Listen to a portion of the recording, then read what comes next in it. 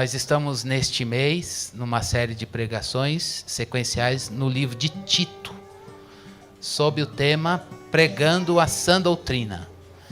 E como temos feito, a gente vai dar sequência no último texto de Tito que nós meditamos, que foi o capítulo 1, do versículo 1 até o versículo 4. Então hoje nós vamos meditar no livro de Tito. Vou pedir para você abrir aí na sua Bíblia, capítulo 1, do versículo 5 até o versículo 16. Capítulo 1, do versículo 5 até o versículo 16.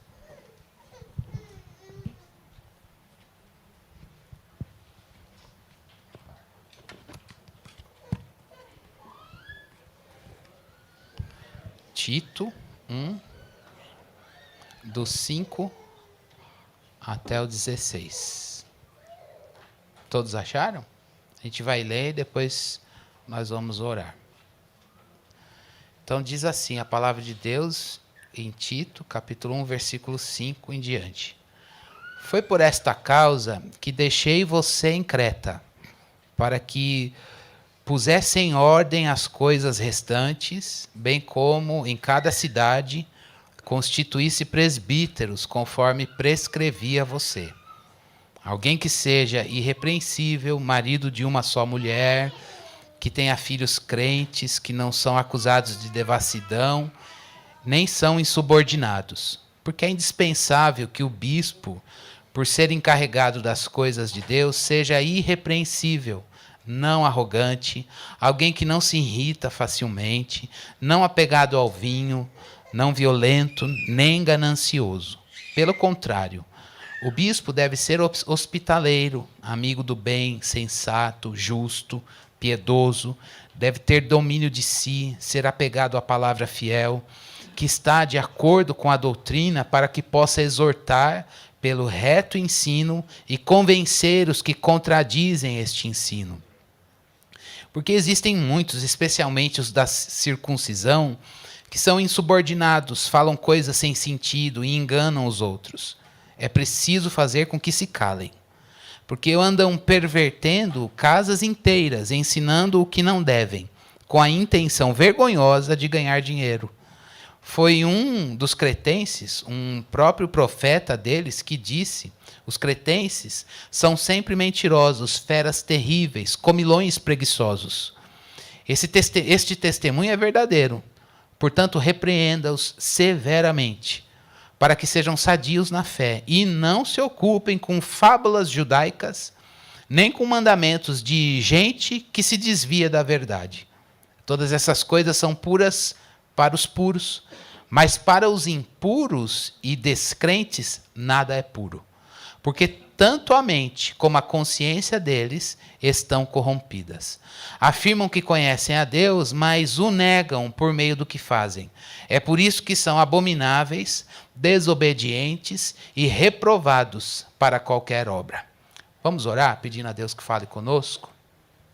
Deus, a Tua palavra está diante de nós e nós somos gratos ao Senhor, porque o Senhor se revelou em texto para nós. Obrigado pela Bíblia, Deus. Obrigado porque ela é Tua palavra. Obrigado, Senhor Deus, porque não é uma ideia humana, não é só algo legal de se meditar, mas, Deus, é saúde para as nossas emoções. É saúde para a nossa vida. É o instrumento pelo qual Teu Espírito nos ensina a despojar-nos de nós mesmos e a nos revestir de Cristo. E essa experiência de despojamento e revestimento, de morte e vida, Senhor Deus, é algo celestial, Senhor. E é por isso que nos curvamos diante do Senhor. Nós lançamos as nossas ideias aos pés da cruz.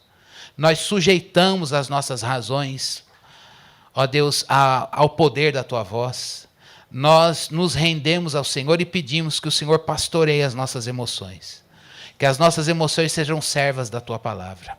Que nós sejamos governados por aquilo que cremos. Que de fato nós sejamos dirigidos pela voz de Deus. Que outras vozes se calem, Deus. Vozes malignas, vozes humanas e que se sobreponha a essas vozes, a voz do Senhor. Disse o salmista, a voz do Senhor é poderosa. A voz do Senhor, a tua palavra, diz o autor de Hebreus, que ela é viva e eficaz. Ela dá conta, Deus. Ela dá conta da situação que apresentamos diante do Senhor. O Senhor conhece as várias situações das vidas que aqui estão.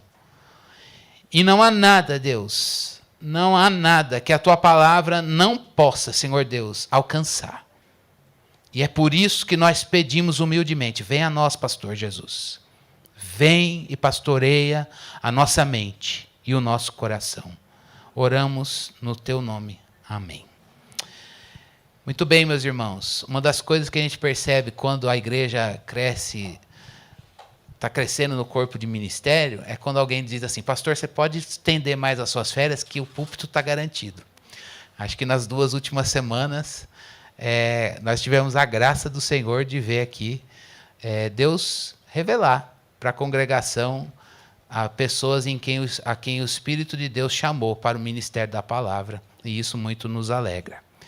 E nós vamos seguir hoje meditando nesse texto de Tito que nós lemos. E assim como, diferentemente do mundo do direito, eu não sou do mundo do direito, mas uma vez eu ouvi alguém dizer isso, então não sei se alguém for e eu falar besteira, me perdoe, mas sabe-se que alguém do mundo do direito não pode advogar em causa própria. Diferentemente de alguém do direito, hoje eu vou ter que ler um texto que fala de causa própria, que é o dever do bispo, o dever do pastor, a obrigação da liderança, prerrogativas da liderança da igreja. Então é aquele tipo de texto que a gente fala e vê o que Deus comunica a nós na palavra, e talvez você diga assim, esse texto é para pastor, pula aí, vamos para a próxima parte, porque semana que vem, esse texto você lê com o pessoal do conselho, e vocês discutem lá e oram, e choram as necessidades um para o outro diante de Deus, mas esse texto não nos diz respeito, muito pelo contrário, é para você sim. Esse texto está falando da liderança da igreja, mas é lógico que é para a liderança da igreja, a gente precisa ler esse texto e ser lido por ele. Mas esse texto é para você, que faz parte da igreja de Cristo. Esse texto diz respeito, tem desdobramentos para a sua vida. E a minha expectativa é que a gente perceba isso e leve isso para a vida. Paulo, quando escreveu para esse pastor, que foi enviado por ele para Creta, ele diz uma coisa no versículo 5 que a gente leu. Olha, eu deixei você aí em Creta para que você, olha a missão, colocasse as coisas em ordem.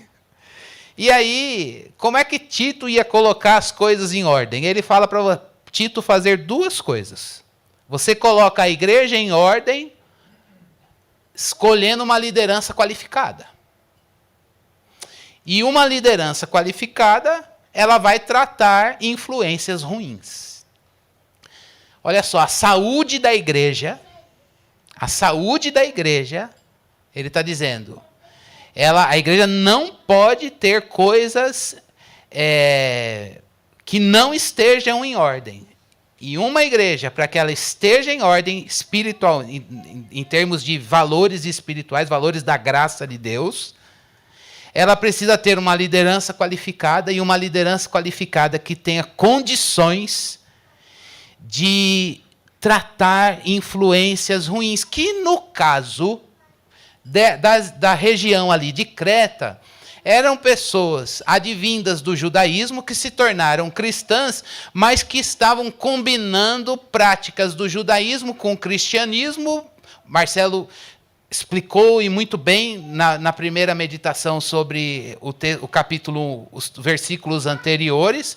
E quando a gente olha a situação da igreja ali da região de Creta, era uma igreja que estava sofrendo influência dessas pessoas que saíram do judaísmo, se tornaram cristãs, e que estavam combinando algumas práticas legalistas. O que é prática legalista?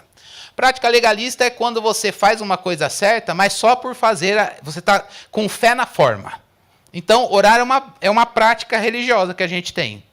Ler a Bíblia é uma prática religiosa que a gente tem. Jejuar é uma prática que a gente assume ao longo da vida. Qual é o problema do legalismo? É quando você põe a fé e se orgulha da sua oração, da sua meditação da palavra, do seu jejum, porque eu sou um cara que ora bem, eu tenho fé no meu jejum, o meu jejum é poderoso, a minha oração é poderosa, a minha meditação na palavra faz milagres, e você passa a se orgulhar da sua prática e passa a ser inquisitor daquele, mas você não ora como eu. Você não jejua no meu padrão. Você não é um crente à minha altura. E aí, o legalista, ele está trabalhando com coisas santas, mas com uma motivação extremamente egoísta, extremamente egocêntrica. Ele está com fé naquilo que ele pode desempenhar e não no que Cristo realiza por meio da oração na nossa vida, o que Cristo realiza na nossa vida por meio da meditação da palavra e de tantas outras coisas.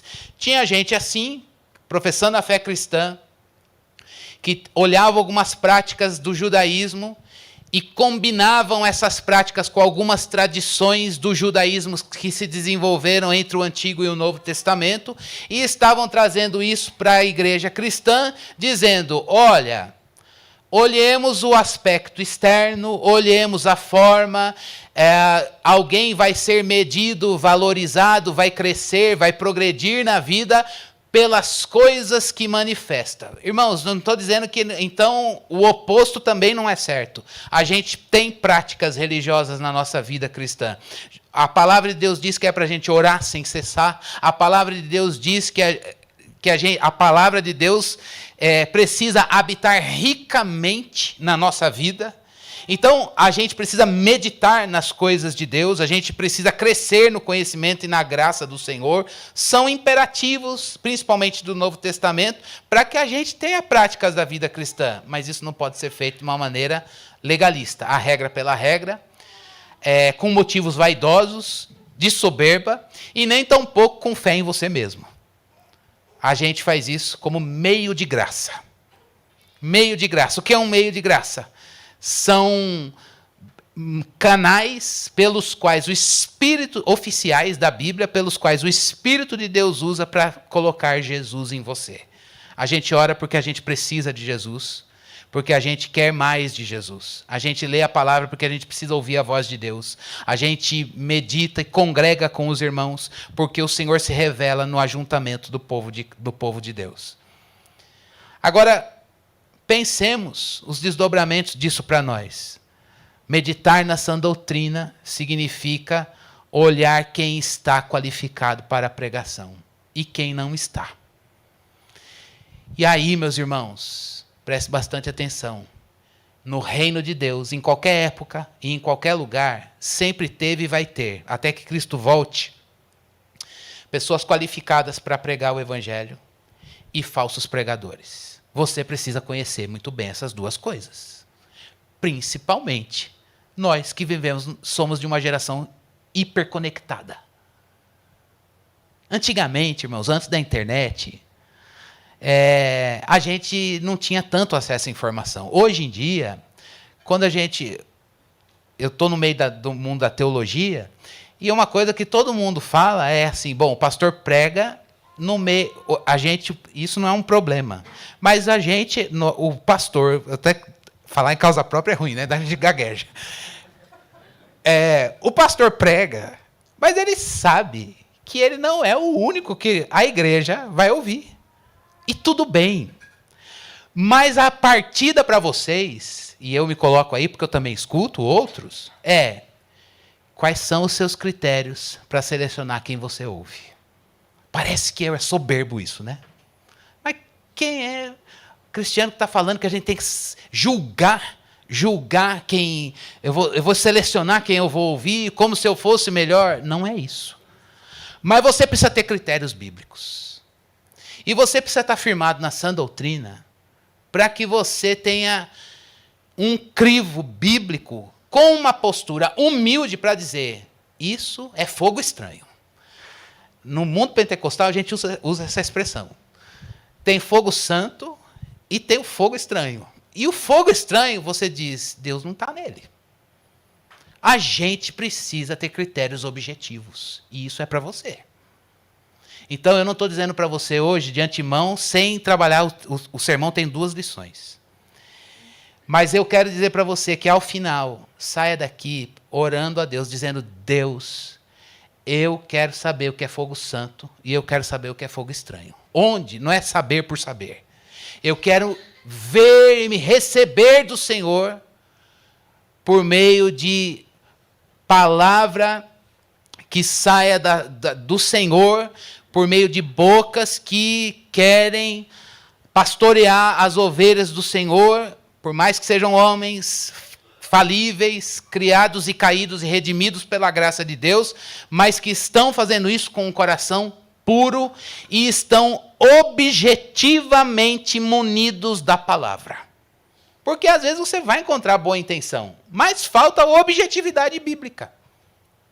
Então, que o Espírito de Deus, ele nos ensine a consumir, eu vou usar essa palavra forte, mas consumir tudo o que o mundo virtual tem para dar da palavra e sobre a palavra de Deus para você, para mim, de maneira que isso edifique a sua fé, traga consolo e ajuste os seus caminhos, os meus caminhos, os nossos caminhos a Cristo Jesus. Então, quem é que está qualificado para a pregação? Só quero que você se lembre por qual a importância disso, porque a saúde de uma igreja está atrelada à qualificação de pessoas para a pregação. A saúde de uma igreja, a saúde espiritual, a vitalidade espiritual de uma igreja está atrelada à saúde bíblica, à oxigenação bíblica que essa igreja tem. Aí você vai dizer assim, aí eu abro o meu coração. Nós estamos onde? Só Deus é que sabe, mas a gente precisa melhorar. E é aqui que a gente toma esse texto como o texto nos confrontando, a palavra contra a gente. E a gente sempre precisa melhorar. Então, vamos pensar em primeiro lugar. Uma igreja saudável é uma igreja que tem liderança qualificada. E uma liderança qualificada, à luz do texto de Tito, é uma liderança, em primeiro lugar, irrepreensível. O que é ser irrepreensível? Eu lembro que, quando eu era adolescente, e Deus me chamou para o ministério na adolescência, eu falava, mas nunca que eu vou responder. Por quê? Porque eu não sou irrepreensível. Eu sou repreensível. Eu sou um esculachado. Falei, mas tem muita coisa errada. Até quando é? Aí eu falei, quando é que alguém vai ser irrepreensível? Quando eu entrei no seminário que eu fui entender. Irrepreensível não significa que a pessoa é sem pecado, sem defeito. Ser irrepreensível não quer dizer, vou usar as palavras de um teólogo que ele melhor ler literalmente. Não quer dizer que a pessoa mantém uma vida de perfeição e sem pecados. O que realmente significa ser irrepreensível é que essa pessoa, com o passar dos anos, ela vai adquirindo para si o respeito e a admiração das pessoas, e eu acrescento, da igreja, no que concerne ao seu comportamento e a uma maneira de ser e viver. Não é bonito isso? O irrepreensível é aquele que é quebrantado porque sabe das suas fraquezas. E não faz vista grossa para as suas deficiências. O irrepreensível não é a pessoa perfeita, mas é uma pessoa que, até naquilo que ela é fraca, ela não tem espaço para crítica, porque não é orgulhosa. O irrepreensível é aquela pessoa que diz, a igreja vai olhar e vai dizer, ele não é um super-herói. Ele não é o melhor. Ele está cheio de defeitos, mas o que mais me dá segurança é que ele sabe de cada um deles. E chora isso diante de Deus. É lógico que isso é no particular. Ninguém sai no púlpito falando, olha, eu vou falar os meus pecados para você. A gente faz isso com um ato de reverência. Em um momento de intimidade. Intimidade da amizade cristã. Mas cabe a você principalmente, desculpa agora falar, numa denominação batista, em que você é que a congregação é que elege a liderança. Busque pessoas irrepreensíveis, que sejam quebrantadas e que são pessoas que choram, você sabe que choram os seus próprios pecados e que não são ignorantes com relação às suas próprias fraquezas e com relação às suas próprias deficiências.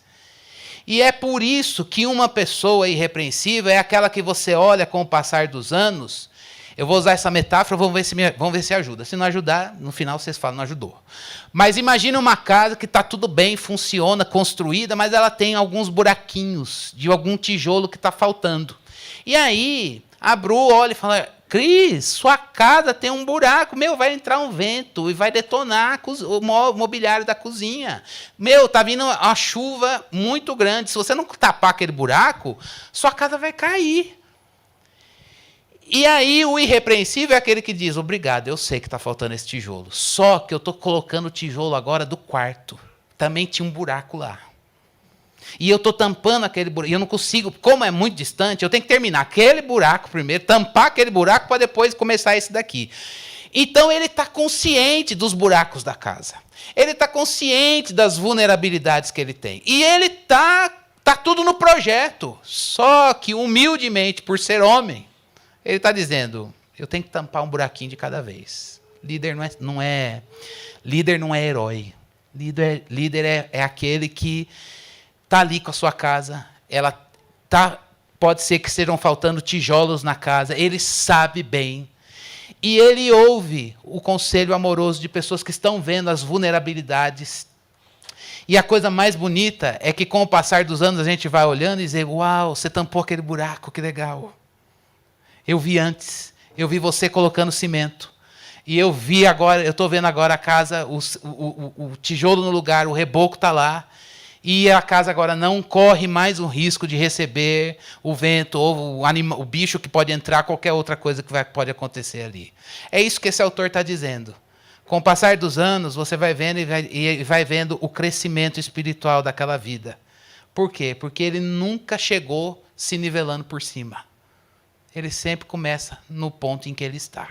E a gente vai vendo a graça de Deus ali. Irmãos, isso é muito desafiador. Uma liderança que cresce também junto com a igreja. Conforme Deus ele vai sendo o alvo do trabalho na vida de Deus. Deus vai trabalhando na vida dele. Isso significa ser irrepreensível. E essa irrepreensibilidade se desdobra em algumas coisas. Eu vou segmentar aqui para juntar as virtudes que Paulo fala. A primeira delas é, um irrepreensível é alguém que tem uma vida familiar estável. O que é uma vida familiar estável? Ele cita várias coisas aqui. É marido de uma só mulher, que tenha filhos crentes, que não são acusados de devassidão e não são insubordinados.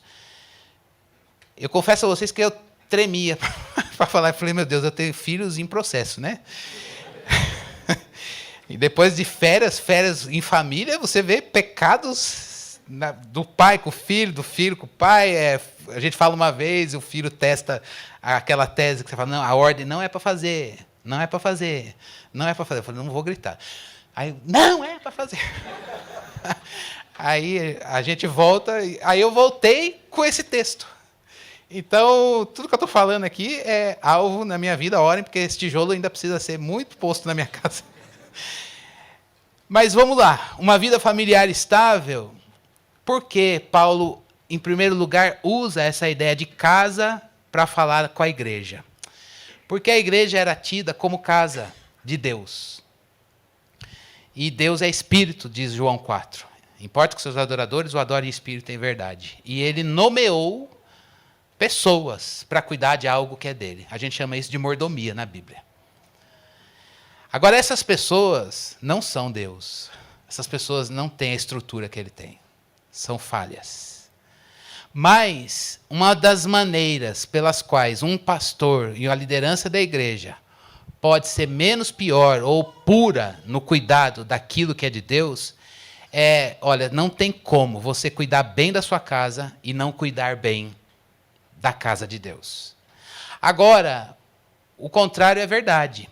Se você não cuida bem da casa de Deus, pode ser, e a chance que você também não priorize, não saiba lidar com a sua própria casa, é muito grande.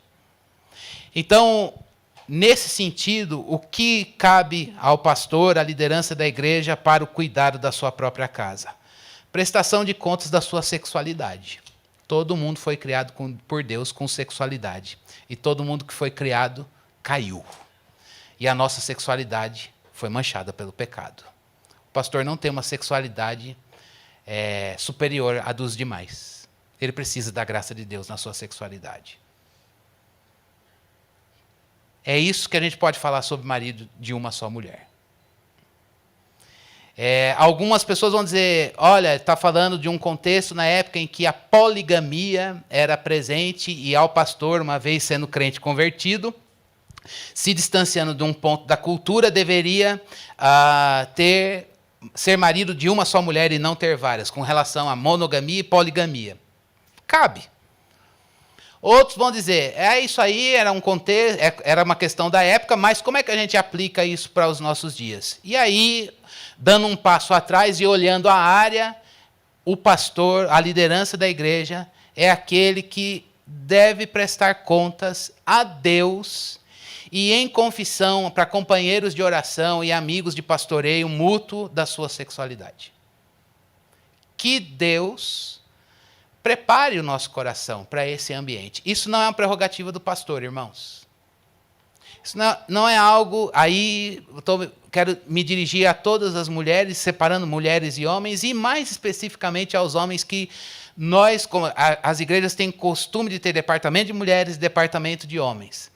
E eu li um livro uma vez que o departamento de homens de uma igreja, ele precisa ser, chama assim, muito bonito, homens para além do churrasco e do futebol. Eu não estou no grupo de futebol, hein, galera? Mas a nossa vida, e tudo bem, e a gente precisa ter o churrasco e o futebol. Mas nós não podemos perder de vista que o alvo é amizade, são amizades espirituais. Pessoas que reverenciam a fala do coração. É lógico que isso não é para todo mundo.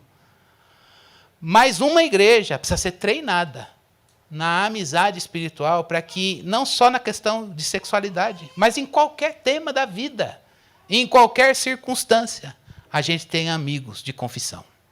A gente pode ter um amigo para gostar da carne, não sei, no ponto que o Adilto faz lá, que todo mundo que come fala, isso é perfeito. Para o jogo com o Vini, que a gente olha e fala, uau, e a gente assiste e fica vendo, é uma maravilha. Mas também a gente poder dizer, hoje eu não estou para comer e eu não estou para jogar bola. Eu preciso de um amigo para entrar diante de Deus, num ambiente de confissão. O pastor também precisa disso. Que nós possamos nos oferecer para que o Espírito de Deus nos aperfeiçoe esse ambiente de amizades espirituais. Mas um pastor, um líder irrepreensível, é aquele que também evita excessos. Evita excessos. E aí, Paulo segue colocando nesse guarda-chuva, listando algumas coisas. Então, para evitar os excessos, ele não pode ser arrogante, não se irritar facilmente, não pode ser apegado ao vinho, nem violento e nem ganancioso. Precisa ser... vou colocar aqui também, hospitaleiro, amigo do bem, sensato, justo, piedoso e deve ter domínio de si, por aí vai. Vamos pensar nessa questão de evitar os excessos. Significa que ele tem que ter atitudes que podem até comprometê-lo, mas há situações em que ele se torna inelegível para o ministério por causa disso. Veja, irmãos, não é distinguir uma coisa que é pecado e aquilo que é permitido.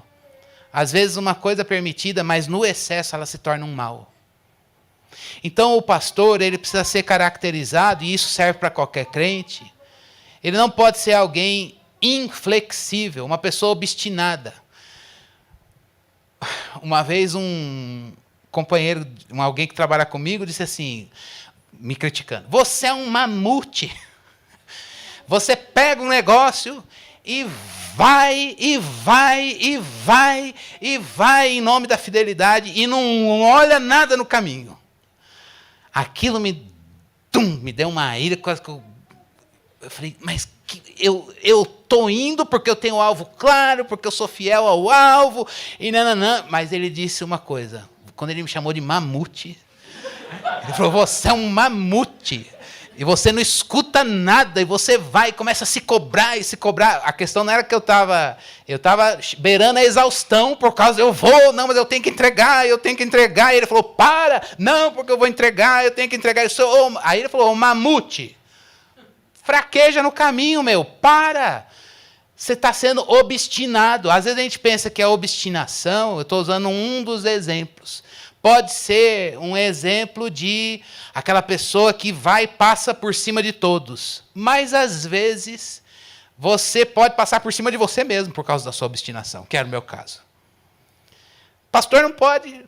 A gente precisa ter alvos claros, mas a gente não pode ser obstinado e ser inflexível. Ele também não pode ser uma pessoa irascível. O que é uma pessoa irascível? É uma pessoa que não tem paciência para lidar com pessoas e situações que demandam paciência. Quem é pai sabe disso, né? E quem tem mais de um filho também sabe disso. Como um time de um é uma coisa e a gente acha que o time do outro vai ser da mesma maneira e não é. Então a gente, às vezes, precisa ter paciência porque no reino de Deus ele é formado por pessoas e pessoas não são iguais. Jesus morreu por pessoas. E às vezes é muito difícil quando a gente tem que projetar coisas do coletivo. Pastor, vamos fazer? Vamos, mas espera aí. Eu conheço fulano, ciclano, beltrano, a gente precisa ter uma linha mediana aqui. Não, mas vamos nivelar por lá. A gente vai excluir. Mas vamos nivelar por aqui. A gente vai desestimular. Então, é graça de Deus para que a gente possa conhecer o tempo e a personalidade de cada um. Mas pastor precisa ser alguém não levado pelo ventre. Essa palavra irascível diz respeito ao ventre, paixões baixas. É ser levado pelo instinto. Ele precisa ter paciência. Ele precisa impor limites e ele precisa ter uma liberdade limitada. Ele poderia fazer muitas coisas, mas ele tem uma liberdade limitada. Não é dado ao vinho, é nesse ponto que eu quero desenvolver isso. Veja, gente, ele está dizendo que o pastor bebe, mas ele não pode perder a sobriedade e a paz. A Bíblia condena, olha, se você, com relação a fumar um baseado e ter barato, a beber, tomar uns goró e ter um êxtase alcoólico, a Bíblia condena perda de sobriedade. Isso aí, a Bíblia condena perda de sobriedade. Sede sóbrios e vigiai. Não é isso que Paulo fala? Não é Paulo que fala. Perdão. Sede sóbrio, o vinho é Efésios capítulo 5. Sim. Você não se embriaga com vinho. Agora, sede sóbrio e vigiai não é Paulo. Então, mas a Bíblia condena a perda de sobriedade. E aí a gente vive numa sociedade que quer tirar a nossa sobriedade.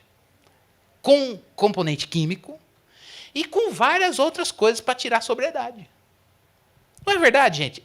Nós somos a geração da experience. É tudo experience no mundo hoje. Você sai nessa cidade, é experience. Tudo é experience. Eu trabalho com recepção de novos alunos. A recepção de novos alunos que vai para a faculdade está tendo que virar balada, é experience. Por quê? Porque a vida é legal quando ela é experience. E aí, a gente precisa olhar biblicamente, porque a palavra de Deus diz que quando a gente perde sobriedade, a gente fica vulnerável ao êxtase. E quando a gente fica vulnerável ao êxtase, a gente pode encontrar dissolução. A gente pode encontrar destruição de coisas que, quando a gente sai da sobriedade e aterriza no aqui e no agora, a gente, meu Deus, a minha vida precisa tocar na família, no trabalho e uma série de outras coisas. Nas demandas dos estudos, no cuidado do corpo e uma série de manutenção da vida, e a gente perdeu sobriedade. Quando a gente perde sobriedade, a gente não vê as armadilhas do diabo. E é por isso que a gente precisa ser sóbrio e vigiar. E aí isso é algo que diz respeito a mim e a vocês. Como você perde sobriedade? Como o diabo te tenta para que você perca a sobriedade? Quais são as suas vulnerabilidades? Quais são as minhas vulnerabilidades? As nossas vulnerabilidades que a gente fica ali, eu preciso dar uma esquecida. Lembre-se, Deus é o seu descanso. É em Jesus que a gente encontra descanso para as nossas almas. Vamos viajar. Vai para o Caribe. Mas lembre-se, ele não tem o poder que Jesus Cristo tem para dar para você. Você pode estar lá e sua alma está em ebulição. Seu coração em fervura. E você pode estar aqui nessa cidade cinza, mas é uma bênção. Tem Parque do Ibirapuera, ela é verde. E a gente pode estar aqui. E a gente não precisa ir embora de São Paulo. Não precisamos ir embora de São Paulo. A gente pode estar aqui e dizer, eu vivi em descanso. Em meio a vulnerabilidades sociais, econômicas e tantas outras coisas de criminalidade, mas eu provei um descanso. O nome dele é Jesus. O pastor, nesse sentido de evitar excessos, ele não pode ser inflexível, ele não é irascível, ele não é dado ao vinho, não perde sobriedade fácil, não é violento. Violento é no sentido de disposto, uma pessoa que vai para a briga na palavra e briga física fácil. Só vai, nem sei em que situações, não vai. Ele não vai, ele vai buscar a paz mesmo em situações de controvérsia. Ele é mediador da paz. Ele é mediador da paz. A liderança da igreja, uma igreja saudável, possui uma liderança que é mediadora de paz. Eu não estou nas redes sociais, mas eu vejo desdobramentos das redes sociais nas notícias. E nas notícias eu consumo bastante. E aí eu vejo e falo, que falta de postura. Porque não foi um instrumento de pacificação. Foi um instrumento de guerra. Com palavras ou com atitudes. A gente precisa ter sabedoria. E sabedoria está atrelada à postura. De saber falar, quando falar, o que falar e de que jeito falar. E há momentos em que poderia falar, mas é para se calar. É uma questão de postura. E não cobiçoso. Ele não tem ele é financeiramente modesto, não é avarento e não mercadeja a fé. Não serve pelo dinheiro. É digno que receba, mas a motivação dele não é o dinheiro. Em terceiro ponto de um pastor, de uma liderança irrepreensível, é que ele tem que ter qualidades genuínas. Quais são? Ele tem que ser um amigo do bem. O que é ser um amigo do bem, gente? Não é aquela pessoa que é turma do bem, né? Tem um programa que é turma, não é a turma do bem, ele é amigo do melhor. Ele é amigo do melhor, ele vai buscar excelência.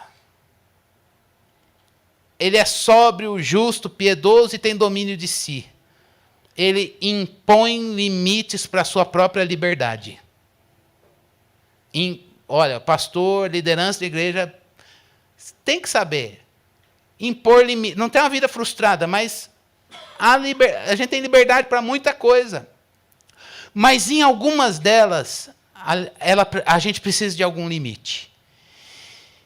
E a coisa mais bonita aqui, nisso, é que ele precisa ser espiritualmente vital. A chance da liderança da igreja se envolver e se afadigar com a própria atividade é muito grande. Beirar a exaustão. Vocês já me disseram, pastor, vai descansar. Várias vezes pastor, você precisa dormir. E não tem jeito, irmãos. Uma espiritualidade vital está atrelada ao uso do tempo. Remi o tempo, porque o dia é mau, disse Paulo. Fala entre vós com salmos, hinos e cânticos espirituais, assim você vai ser cheio do Espírito. Mais do que morrer por um projeto, de fazer a igreja crescer, ou de qualquer outra coisa, ele precisa e é uma bênção quando as práticas pastorais fluem de um coração que está plenamente satisfeito em Deus, já disse John Piper. Então, meus irmãos, eu venho pedir a vocês, ore por nós, ore por mim, para que eu seja espiritualmente vital. Eu não gostaria, irmãos, de chegar no púlpito da igreja, estar aqui por estar aqui, porque domingo que vem nós vamos pregar em Tito, onde paramos hoje. É isso. Fique tranquilo. Você vai saber o que é que Deus quer falar com a gente na continuidade desse texto. Mas isso não é uma prática pela prática. É muito bom, irmãos. Eu vou dizer agora como pastor. É muito bom sair da minha casa. Como pastor de vocês, irmão em Cristo, deixa eu complementar. É muito bom sair da minha casa e estar aqui no púlpito e ao mesmo tempo sentado aí dizendo: Deus, o Senhor está falando comigo. Eu sou o maior necessitado do que eu estou ouvindo. É muito bom cultuar a Deus com vocês. Naquele ano de 2020, que eu fiquei olhando para a bolinha da câmera, lembram? Que a gente estava todo mundo em casa. A maior violência não era falar para um objeto. A maior violência, acredito que de todos nós, era nos privarmos da vida comunitária. E acreditem, eu estou falando dos bastidores aqui na linha de frente. Quando um pastor está aqui, quando um pregador está aqui, é muito bom ouvir Deus junto com vocês. É muito bom. Deus nos enche. É bom ouvir a voz de Deus. E é por isso que em momentos que o Espírito de Deus toca, a gente não consegue se segurar. Mas a palavra de Deus diz, em segundo lugar, que tem falsos pregadores. Então, de um lado, você tem uma liderança qualificada. É irrepreensível. Isso se desdobra numa vida familiar estável, evita os excessos e zela por qualidades genuínas. Em contrapartida, há falsos pregadores. Gente, há falsos pregadores. Há pessoas que não estão qualificadas. Saiba disso. Abra o teu olho. Eu não estou com ciúme de nada, nem preocupado. Não estou com nada na minha cara. Estou lendo o que o texto está dizendo. Há falsos pregadores. São caracterizados por quê? Pelo quê? São pessoas enganadores, diz o texto, que têm palavras frívolas e que são insubordinadas. Não é pouca coisa, não. Enganador, com palavras frívolas e insubordinadas. Isso gera um mestre mal orientado, uma pessoa que semeia o erro e uma pessoa que está moralmente corrupta. Isso é o objetivo. A gente precisa pedir discernimento para o Espírito Santo para dizer: eu não quero seguir, eu não quero aplicar a minha vida a um ensino errado, ao erro.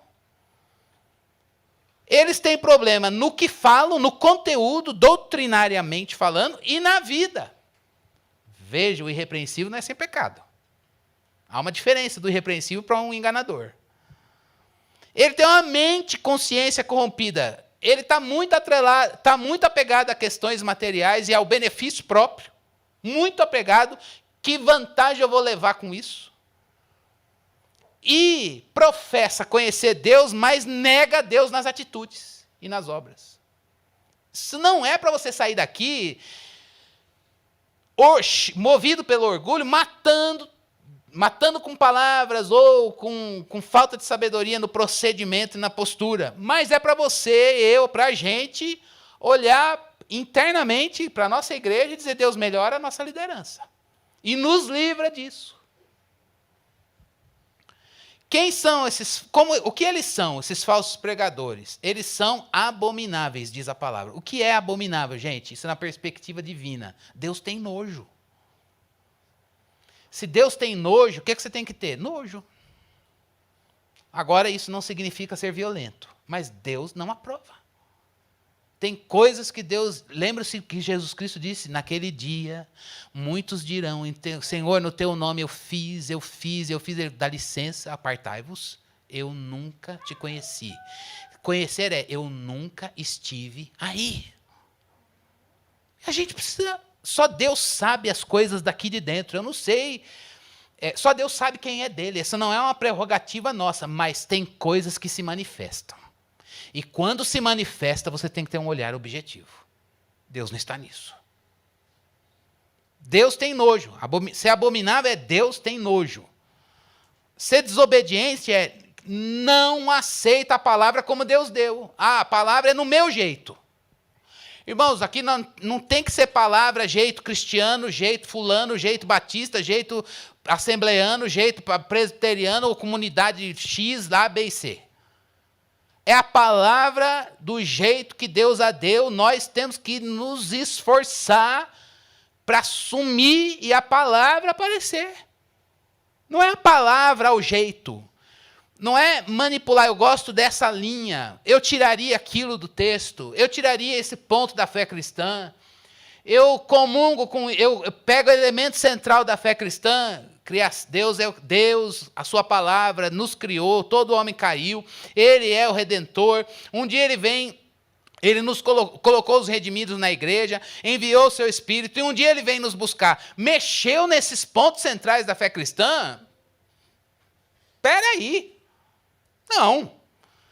Não vou aceitar. Por quê? Não é porque eu sou melhor, mas é porque eu quero a Bíblia do jeito que ela é. Não aceita, eu quero a palavra do jeito que Deus a deu. Uma pessoa desobediente, ela não aceita a palavra como Deus deu. Tem coisas, irmãos, que eu não digo, eu escuto na palavra, e eu não digo assim, Senhor, que alegria ler isso, glória a Deus. Eu leio e falo, Senhor, eu não queria ler isso, está contra mim. Tem índoles minhas que faz... Quando tem algumas coisas objetivas da palavra, tem coisas no meu interior que parece um animal. As minhas entranhas não clamam. Eu não estou na glória final. Você também tem isso, né? Deus fala, ama o seu inimigo. Você fala, Deus, é uma bênção. É uma bênção. Quando você ama, passa pela cruz e vê, provê o poder da ressurreição. É uma bênção. Mas o processo, a nossa carne grita. Mas não é porque ela grita que eu vou deixar ela afogada. Põe cruz nela. Vai para a cruz. Vai pingar sangue. Vai morrer. Vai morrer. Por quê?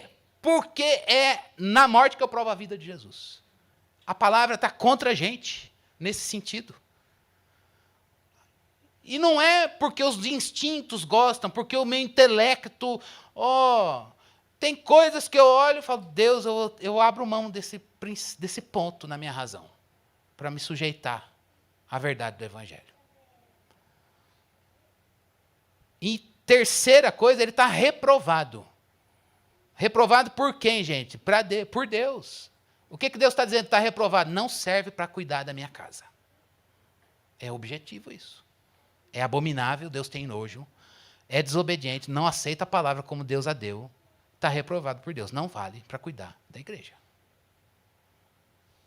O que Paulo está falando? Faça calar. Paulo está dizendo, esse faça calar pega um animal que não para de latir, um cachorro que não para de latir, e põe uma mordaça na boca dele. Faça calar.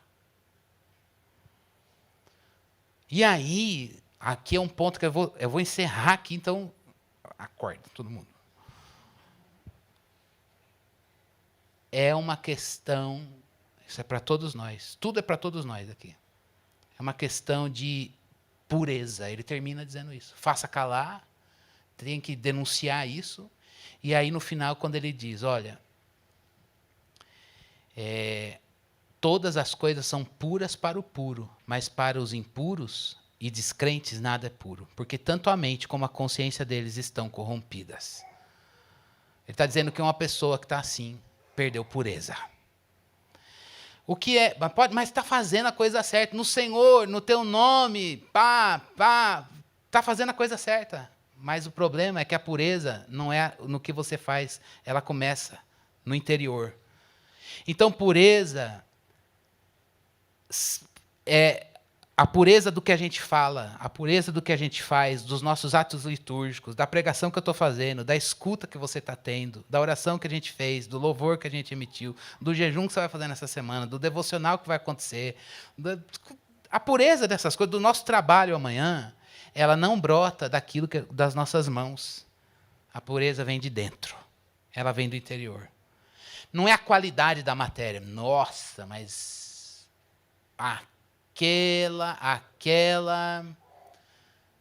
sei lá, aquele talento para o canto, que é uma bênção, aquele talento para a oratória, aquele talento para a exposição das ideias, é maravilhoso. Mostra a beleza do Deus que nos deu inteligência e capacidades mil. Mas a pureza é uma questão de vida interior, de consciência para então a gente levar isso para o nosso exterior, para as nossas práticas. Por isso, irmãos, vamos nos avaliar como igreja. Pode avaliar a liderança da sua igreja objetivamente e ore por ela. Mas avalie também você. Nos avaliemos mutuamente. E um segundo recado que eu quero aplicação para nós. Então a primeira é, antes de tudo, avalie sua liderança e avalie-se a si mesmo. Em segunda questão é, julgue os ensinos. E aí eu não estou falando com outro motivo a não ser pureza do que a palavra está falando. Para todos nós que consumimos conteúdo na internet. Quando alguém, para você perguntar para você mesmo, eu escutei essas perguntas de um amigo e eu estou, com licença, usando essas perguntas aqui. Quando você ouve alguém falar, você enxerga Jesus? O que é enxergar Jesus? Não é, mas ele fala num tom de voz que eu gosto, eu vejo Jesus naquele tom de voz. Isso é muito subjetivo. Tem gente que acha que eu grito e fala mais baixo. Tem gente que fala, você fala assim, dá uma elevada na voz. Então, não é assim. Não estou falando de forma. Você enxerga Jesus no conteúdo bíblico?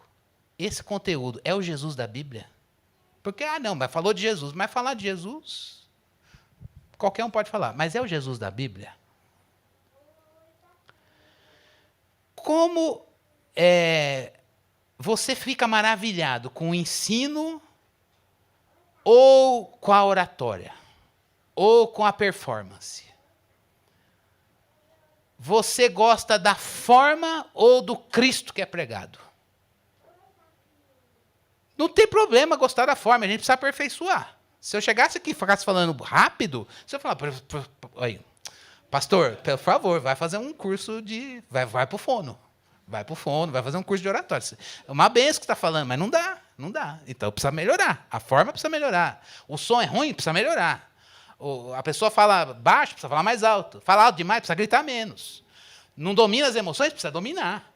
Mas isso, irmãos, o que dá vida à forma é o conteúdo. Você gosta da forma pela forma? Cuidado. Não tem problema gostar da forma, mas cuidado. Porque nem tudo que tem uma forma boa revela um conteúdo saudável.